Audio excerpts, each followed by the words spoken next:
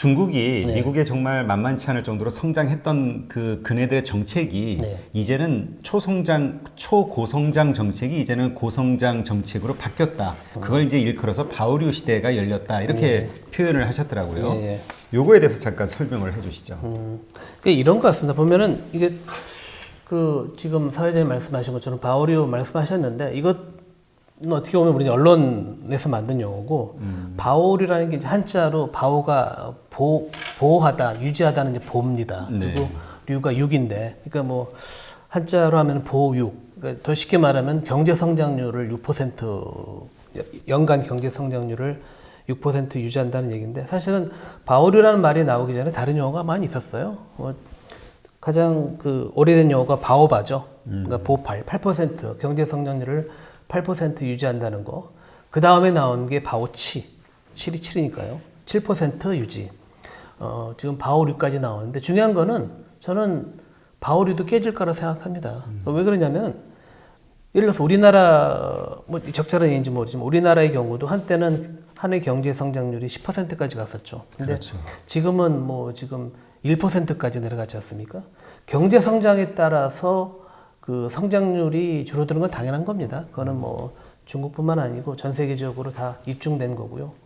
오히려 중국 입장에서는 큰 소리 칠 수 있는 대목이 뭐냐면은 인구가 14억이죠? 14억인가? 아니 14억이죠? 13억. 13억, 14억. 예. 14억 가까이 되는 나라인데 인구 14억을 가진 나라가 한 해 경제 성장률을 6% 이상 한다는 거는 전 대단하다고 봐요. 물론 얘기죠. 그게 이제 그 공산주의 국가이고 그 중앙 정부, 그러니까 공산당이죠. 공산당이 어떤 보조금을 준다든지 여러 혜택을 주고 흔히 말하는 이제 시장 경제는 아니고 그 사회주의 경제의 어떤 특수성이긴 하지만 어떤 숫자 자체만으로 볼 때는 저는 좀 대단한 거라고 보고 있고요. 네. 오히려 숫자가 뭐 줄어든다고 해서 걱정할 건 아니고 오히려 좀 이면에 보면은 지난 몇십 년 동안 중국 경제 성장률이 과거에 비해서 5배나 늘었어요. 그건 엄청나게 큰 거죠. 그리고 또 한 가지 중국을 볼 때 우리가 좀 각도를 달리해야 되는 게 뭐냐면은 바오류, 뭐 바오치 다 좋은데 중국도 지금 뭐 최근에 아시겠지만 중국에 진출해 있는 한국 기업들이 최근에 다른 나라로 많이 이동하지 않습니까? 네. 뭐 베트남이라든지 그렇죠. 캄보디아. 근데 그 이유가 뭐냐면은 임금 때문에 그래요. 중국도 뭐 아시겠지만 옛날 그 뭐 세계 공장이라고 해서 수많은 나라들이 그 값싼 인건비를 활용하기 위해서 들어간 나라는 절대 아니고 지금 뭐 인건비가 많이 올랐습니다. 물론 우리나라에 비해서는 절대적으로 적지만 옛날처럼 뭐 인건비 이점을 누려서 중국에서 사업하는 시대는 끝났고요. 이제 그거는 또 각도를 달리하면은 중국이 세계 공장에서 14억이라는 거대 인구를 가진 소비 시장으로 바뀌고 있다고 봐야 되죠. 네. 그 중국이 무조건 뭐 싼 값으로 공장만 세우려 하지 말고 14억 이 거대 인구를 사로잡을 수 있는 어떤 그 제품, 중국도 만들 수 있는 그런 좀 그 붕어빵 제품보다는 중국인들의 마음을 사로잡는 그러한 첨단 혹은 어떤 그들의 감성을 자극할 수 있는 그런 제품을 만든다면은 그게 올바른 해법이 아닌가 이렇게 생각을 합니다. 네. 네. 그 중국의 경제와 관련해서 그러니까 이제까지 6% 그러니까 6% 말씀하신 대로 엄청난 거잖아요. 네. 근데 이제 이런 생각을 가지고 있는 분들도 있더라고요. 이제까지 뭐 10%, 7%, 6% 이렇게 성장하고 있었던 과거에 네. 그네들이 투자했던 것이 이제 결국은 우리하고 경쟁이 겹치는 중화학이라든가 자동차, 철강 이런 쪽 조선 이런 쪽에다 집중 투자를 했었고 그래서 한때는 우리가 그 원자재를 수출하면서 재미를 봤으나 이제 공장이 완성되고 물건들이 쏟아지면서 오히려 엄청난 가격 경쟁력 때문에 한국이 피해를 보는 그런 상황이 벌어지면서 참 어려워졌다라는 이야기를 하거든요. 예. 그러면 한국의 경제가 이제 중국을 상대로 해가지고 어차피 가까운 나라고 그 교역 규모가 크니까 어떻게 중국의 그 경제 상황, 그러니까 말씀하신 대로 내수가 엄청 크잖아요.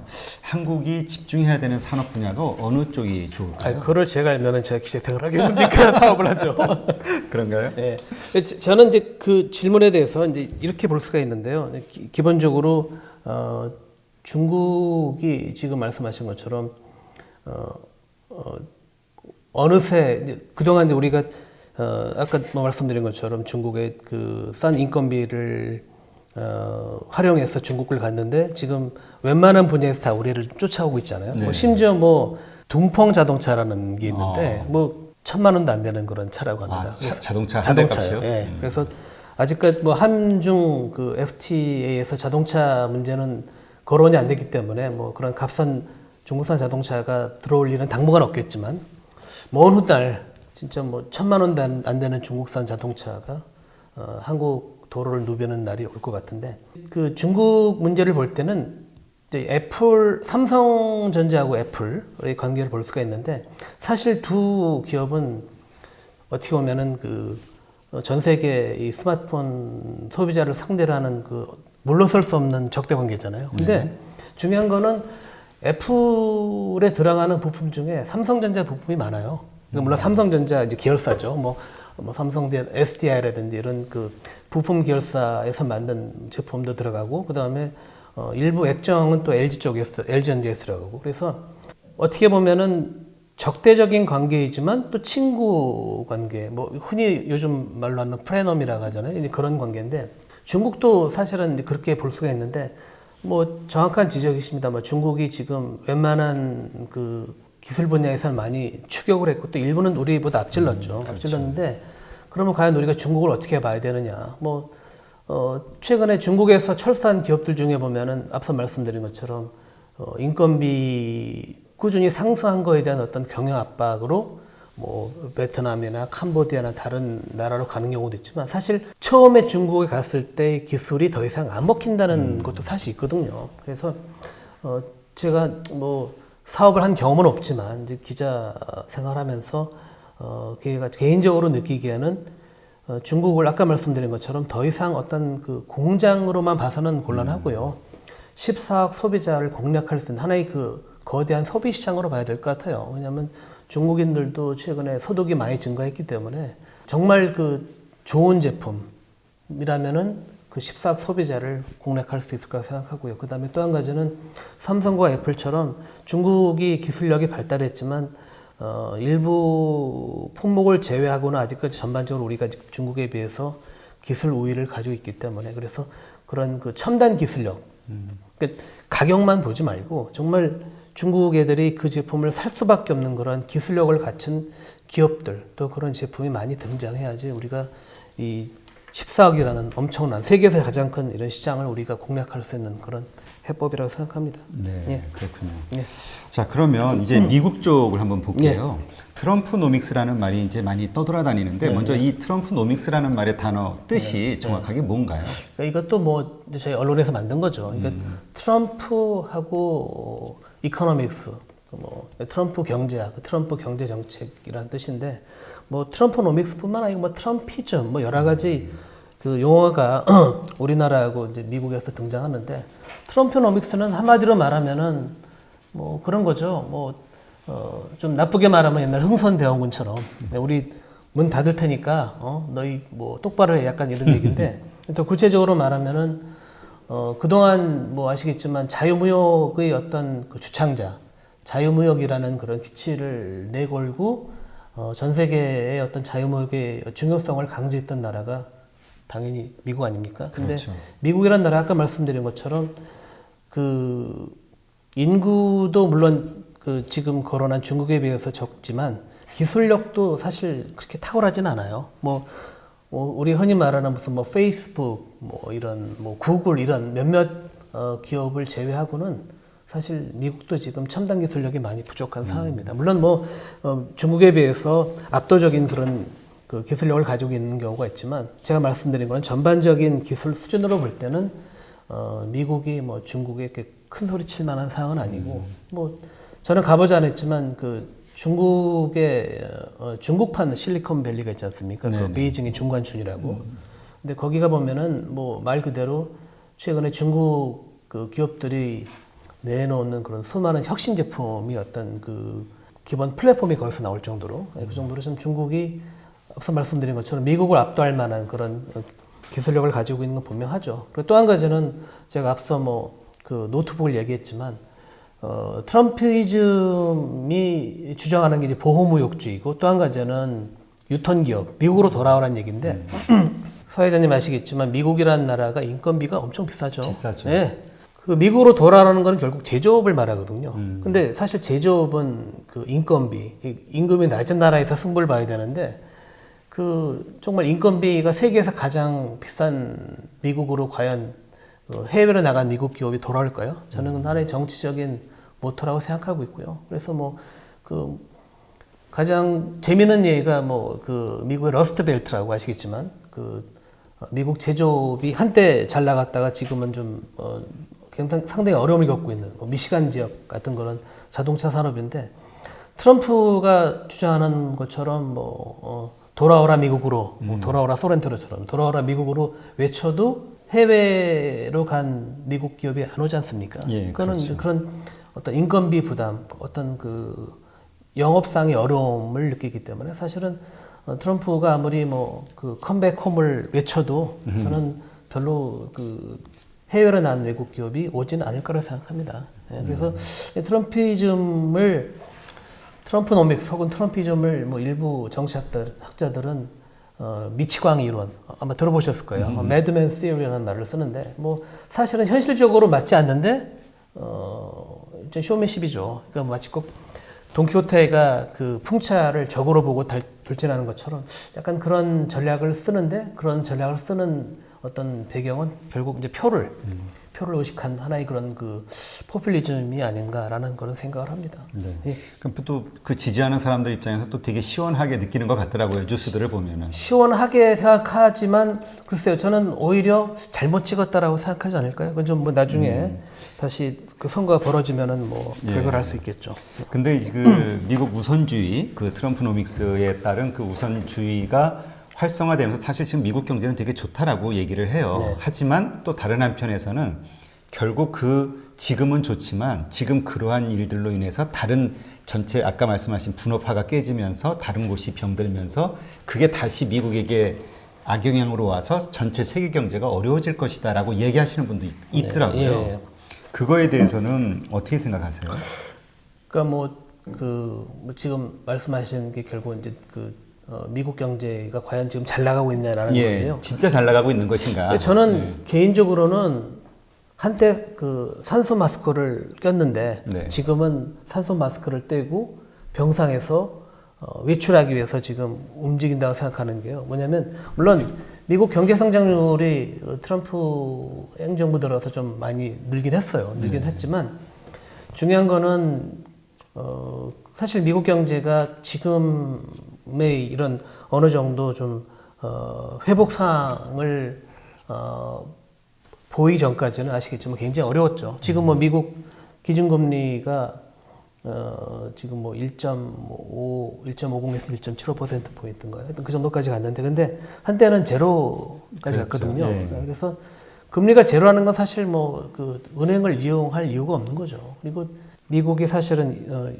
현재 상황을 갈 수 있었던 하나의 그 비법은 흔히 말하는 양적 완화, 영어로 QE라고 하는데 그 양적 완화 정책은 지금은 바뀌었지만 미국 중앙은행, 우리로 치면 한국은행이죠. 한국은행 같은 미국 중앙은행 총재라고 할 수 있는 벤 버냉키라는 그 분이 했는데 이분이 사실은 박사 논문을 이 양적 완화가 사실 미국 건 아니에요. 원래는 그렇죠. 일본에서 시작을 했는데 그 일본의 양적 완화를 가지고 프린스턴에서 박사학위를 받으신 분이거든요. 그래서 이분은 사실은 그 양적 완화에 대해서 어떤 절대적인 그 신봉을 가진 분이고, 양적 완화라는 거는 보통 우리가 안 좋을 때는 대부분 이제 금리를 내리죠. 네. 금리를 내려서 시중의 그 유동성, 통화량이죠. 돈이 돌게 하는 이제 그런 정책을 쓰는데 불과 뭐 몇 년 전만 해도 한 5, 6년 전만 해도 미국이 거의 제로 금리를 했어요. 그러니까 금리가 낮다 보니까 사실은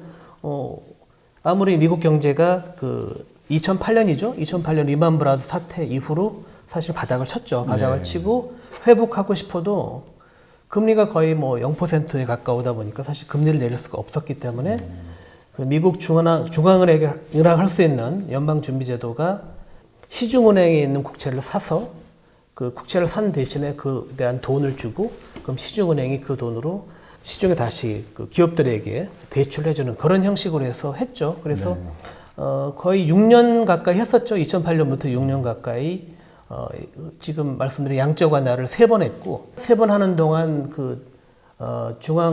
미국 중앙은행인 그 연방준비제도가 그 뿌린 돈이 4조 달러입니다. 4조 달러면은 4,500조 원. 그렇죠. 엄청난 거죠. 우리나라 한 해 예산이 지금 한 500조 원인데 10배 가까이 되는 돈을 뿌렸다는 얘기죠. 그래서 그렇게 많은 돈을 뿌리고 미국 경제가 살아나지 않는다는 건 말이 안 되는 거죠. 다만 아까 말씀드린 것처럼 미국 경제도 뭐 구글이라든지 흔히 팽이라는 용어가 나온 것처럼 페이스북, 구글 또 뭐가 있습니까? 아마존 이런 뭐 넷플릭스 이런 혁신 기업이 나오면서 최근에 미국 경제를 기술주를 이끌고 있긴 하지만 제가 보기에는 아직 뭐 완연하게 회복했다고는 보지 않습니다. 예. 그렇군요. 예. 지금 그러면 근본적으로 이제 우리는 이제 수출로 먹고 사는 나라잖아요. 그렇죠. 네. 지금 현재 벌어지고 있는 그리고 진행돼 가고 있는 이런 현상에서 우리의 경제는 앞으로 어떻게 변해갈까요? 기본적으로 뭐 사회자님도 아시겠지만 우리 내수 시장이 5천만이긴 하지만 별로 크진 않아요. 그렇죠. 결국은 뭐 지금까지 해온 것처럼 해외 시장에서 결국 수출로 먹고 살 수밖에 없는 나라고요. 최근에 정부가 최저임금 인상 이런 걸 통해서 일부 이제 서민들의 이제 임금을 올리는 그런 정책을 하고 있지만 사실 그 부분에 대해서 찬반 논란이 많지 않습니까? 네, 그래서 이제 그 부분은 차치하고 기본적으로 우리나라 기업이나 아니면은 정부가 해야 될 거는 지금처럼 수출 정책을 할 수밖에 없을 겁니다. 왜냐하면 뭐 지금 내수가 이미 다 얼어붙은 상태에서 그나마 우리가 먹고 살 수 있는 거는 수출밖에 없고요. 그래서 기업들이 수출을 더 잘할 수 있도록 정부가 뭐 지원을 해주고 그 다음에 해외 시장 진출에 필요한 어떤 정보라든지 어떤 규제 완화 이런 외교 이런 거를 정부가 적극적으로 해주고 우리나라 기업이 해외로 가서 또 돈을 더 벌 수 있는 그런 여건을 만들어야 되는데요. 중요한 거는 저는 이렇게 생각합니다. 뭐 이 경제학에서 이제 피터팬 신드롬이라고 있는데 물론 저도 이제 지금 언론사가 중소기업이긴 하지만 근데 우리 사회가 가지고 있는 어떤 정서상의 오류는 이런 이제 피터팬 신드롬, 언더도그마라고 하는데 쉽게 말해서 약자는 무조건 옳고 강자는 나쁘다. 이제 그런 오류에서 벗어나야 되는데 무슨 말이냐면은 아까 말씀드린 것처럼 뭐 대기업은 문제가 있고 중소기업은 옳다. 그런 거는 옳지 않고 오히려 저는 중소기업들 혹은 중견기업들이 이 국내 시장에서만 안주하지 말고 정말 전 세계를 누벼서 명실상부한 강소기업으로 저는 빨리 컸으면 좋겠어요. 한 예로 일본 경제가 물론 거기도 잃어버린 30년에서 완전히 벗어나지 않은 상태이긴 하지만 그래도 일본이 전 세계적으로 큰 소리를 칠 수 있는 것 중에 하나가 뭐냐면 우리로 치면은 종업원들이 한 40명, 100명도 안 되는 기업들 중에서 100년이 넘는 그런 기업이 있고 그 다음에 전 세계 주요 업체들이 일본 제품을 꼭 살 수밖에 없는 그런 첨단 기술력 그런 어떤 틈새 시장을 공략한 기업이 많거든요. 그래서 저는 아까 말씀드린 것처럼 물론 그동안 대기업도 좀 잘못한 점이 있었죠. 아까 말씀드린 것처럼 어음 결제나 이런 걸 통해서 납품가 그렇죠. 납품가 후려치기 맞습니다. 네. 그런 식으로 해서 사실 가뜩이나 어려운 중소기업을 좀 경난으로 몰고 간 건 있긴 하지만 근데 계속 흔히 마치 꼭 우리가 학교에서 학생끼리 싸우는데 선생님한테 제가 나 때렸어요 이런 식으로 얘기만 하지 말고 정말 지금 말씀드린 것처럼 일본의 예를 들어서 무라타 연구소처럼 말은 무라타 제작소지만 제작소가 아니고 분명히 제조업체거든요. 그래서 그런 기업들처럼 전 세계에서 그 제품을 찾고 그 다음에 정말 100년이 넘도록 세계적인 그런 기업이 될 수 있는 그런 강소 중소기업이 빨리 등장해야 된다고 봅니다. 네, 그렇군요. 네. 아까 잠깐 내수 시장이 우리 5천만 가정 좀 부족하다는 얘기 하셨는데 네. 그래서 일부에서는 북한과 좋은 관계가 빨리 협력 관계가 유지가 돼서 북쪽의 인구까지 합쳐진 8천만 이상의 내수 시장이 형성이 되면 우리 경제에 상당히 도움이 될 것이다라고 이야기하시는 분도 있고요. 네. 반대로 무슨 소리냐? 한국 경제에 엄청난 짐이 될 것이다. 우리도 어려운데 북한까지 우리가 껴안게 되면 너무나 더 힘들어질 것이다 라고 얘기하는 분도 있더라고요. 과연 한국 경제에 정말 미래를 위해서 그러니까 기자시니까 중립적인 여러 가지 네. 정보들이 있으시지 않습니까? 예, 어떻게 생각하세요, 개인적으로? 그러니까 뭐 지금 남북 관계를 그 논하기 전에 우리가 먼저 봐야 되는 게 독일인데요. 네. 독일이 지금 통일한 지가 20년 넘었죠? 30년쯤 됐나요? 그쯤 되는데 네. 그러면 독일 그 동독과 서독이 그 통일을 해서 그 어떤 양국이 지불해야 될 어떤 통일 비용은 당연히 이제 없어졌죠. 근데 다만 동독과 서독이 통합된 이후에 독일 사회가 과연 잘 되고 있느냐 그 부분에 대해서는 약간 좀 그 혼재된 성적표가 있는데 우선 뭐 저도 사실은 뭐 이제 현역 시절에 독일을 잠시 뭐 며칠 취재하고 다른 나라로 간 적이 있긴 하지만 그 중요한 거는 뭐 어떤 정치적인 거는 분명히 안정이 됐죠. 안정이 됐고 그 다음에 말씀하신 것처럼 동독과 서독이 통일해서 그 시장 파이는 커졌어요. 네. 분명하지만 문제는 그 두 나라가 서로 다른 정치 체제에서 있다가 한 몸이 됐지 않습니까? 그러다 보니까 어떤 그 동독 주민과 서독 주민, 옛 동독 주민과 옛 서독 주민 간의 어떤 화합이 잘 안 되고 있고 어떤 그 지역 갈등이라고 봐야 되나요? 그게 계속 지금 나오고 있는 게 현주소인데 남북한 관계도 제가 통일학자는 아니지만 이제 기자 관점에서 볼 때는 저는 북한은 분명히 우리가 공략해야 될 시장인 건 분명합니다. 그 베트남의 사례만 보더라도 제가 자꾸만 다른 나라 얘기해서 죄송한데 베트남의 사례만 보더라도 미국이 베트남과 전쟁을 해서 결국 졌지만 한때 지구 세계 최강국인 미국이 그 동남아시아의 조그마한 국가인 베트남에 졌다는 거에 대한 어떤 그 미국민들의 어떤 자존심이 손상된 거. 그래서 그거를 좀 풍자하거나 혹은 그런 아픔을 대변하는 영화가 많이 등장했는데 네. 지금은 사실은 그 베트남 투자 순위 1위가 미국입니다. 결국 한때 싸웠지만 지금 베트남에서 가장 돈 많이 벌고 잘 먹고 잘 사는 나라는 미국이거든요. 네. 그래서 남북한 관계도 뭐 물론 그 서로 지금 아직까지 우리가 뭐 엄밀하게 말하면 그 전쟁 상태잖아요. 그렇죠. 우리가 휴전이죠. 종전이 네. 아니고 휴전이기 때문에 뭐 어떤 군사적인 정치적인 문제는 어려움은 있지만 북한이라는 2천만 시장 물론 아직 거기 북한 주민들의 그 가처분 소득이라는 게 그 지갑에 쓸 수 있는 돈을 의미하는데 가처분 소득이 뭐 형편없어요. 형편없지만 그 북한이라는 시장도 우리 기업으로서는 사실 놓칠 수가 없는 거죠. 특히 뭐 예를 들어서 뭐 건설업체라든지 이런 인프라 그다음에 지금 우리가 5 시대까지 왔지만 아마 북한에서 3G 핸드폰 사업을 해도 아마 대박 칠 겁니다. 그래서 그런 우리 그 인프라 그다음에 조금 최첨단이 아닌 조금 뒤떨어진 그런 기술력으로도 사실 북한 시장을 공략할 수 있는 건데 저는 걱정되는 게 뭐냐면 지금 남북 관계가 아직 서로 뭐 썩 좋지 않고 물론 여러 가지 이유가 있겠지만 제가 제일 두려워하는 건 뭐냐면 미국이 베트남 사례처럼 지금 뭐 미국하고 북한이 서로 아직까지는 서로 으르렁대고 있지만 아까 말씀드린 것처럼 트럼프 대통령이 지금 예측 불가능하잖아요.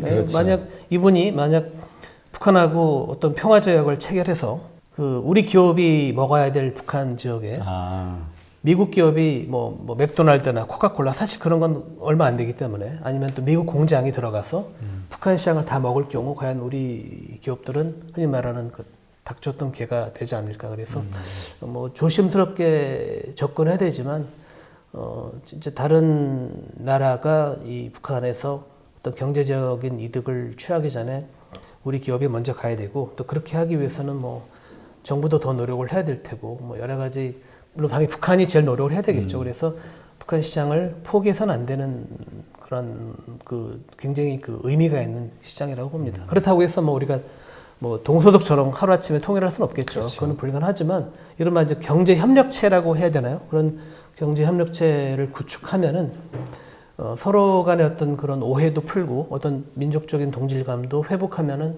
먼 훗날 뭐 통일의 길이 오지 않겠습니까? 예, 네. 예.